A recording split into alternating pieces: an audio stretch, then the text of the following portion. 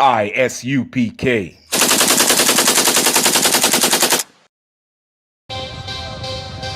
We want no cowards in our camp, in our camp. Holy men, defend the side.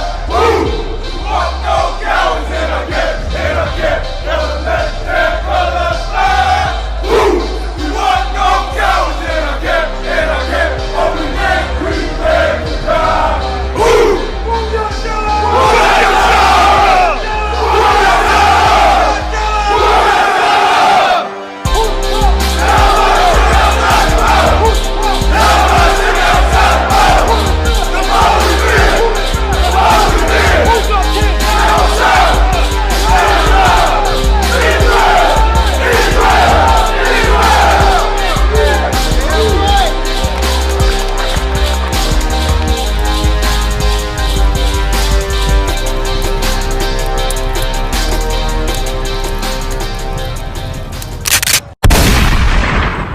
We at the Juneteenth. We're here with Laura Judge. Laura what? Laura Judge. Laura Judge. Nice to meet you. She's running. And what are you running for? I'm running for Cobb County School Board, Post 5.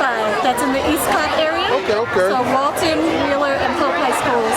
Gotcha. Those areas surrounding it. Okay, I got you. So with that being said, like, what kind of things do you want to like bring into the to that east side of Cobb?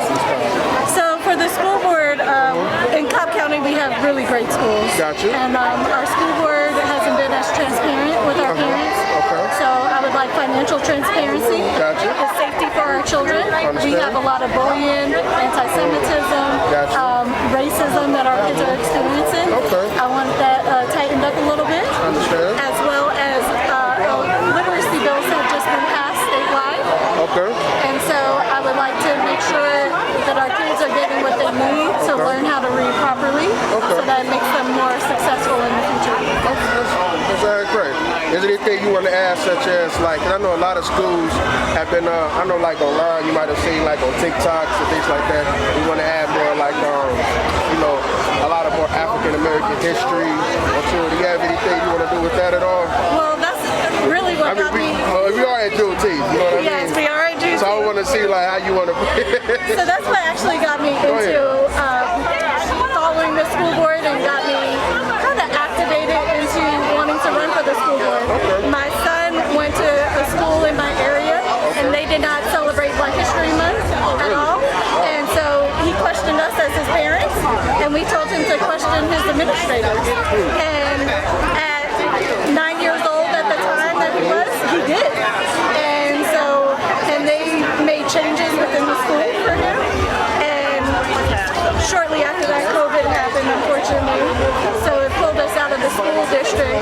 But then I was watching the school board more often. And George Floyd happened. And the school board put up a resolution that took out CRT and the 1619 project. And the board members that voted on it could not define what CRT was.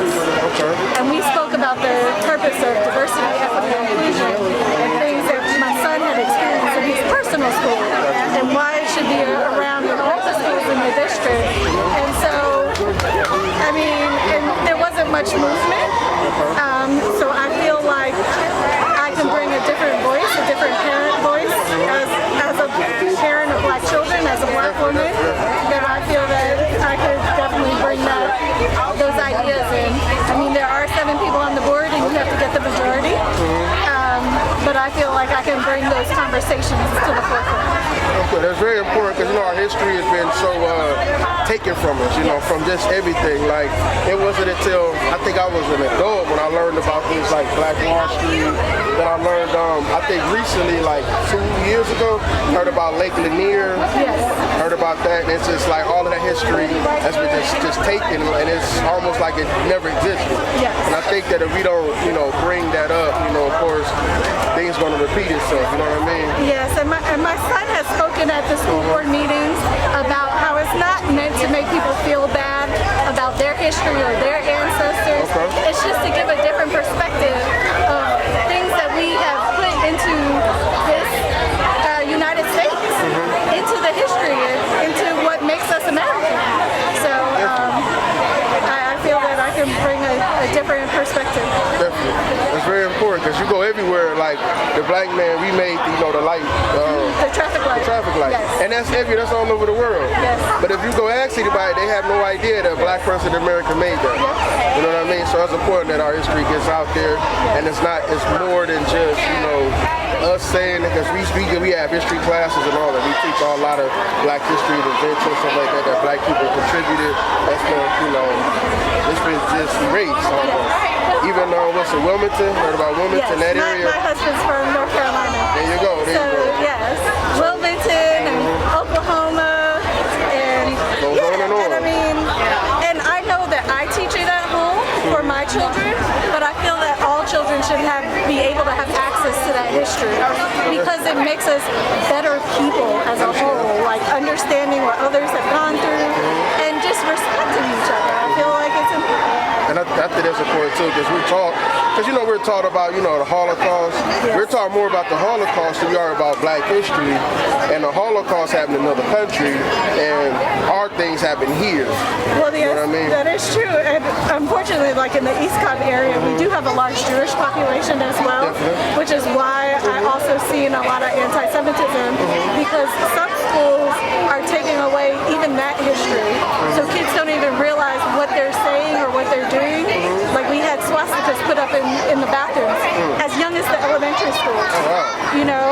And why is that hurtful to your classmates? And kids need to understand that, just like the Confederate flag may be hurtful to some black members in America. Some black people are fine with the Confederate flag, but you have to understand that you can't paint with such a broad brush, that we need to understand that these histories existed, and we all need to be seen as equal.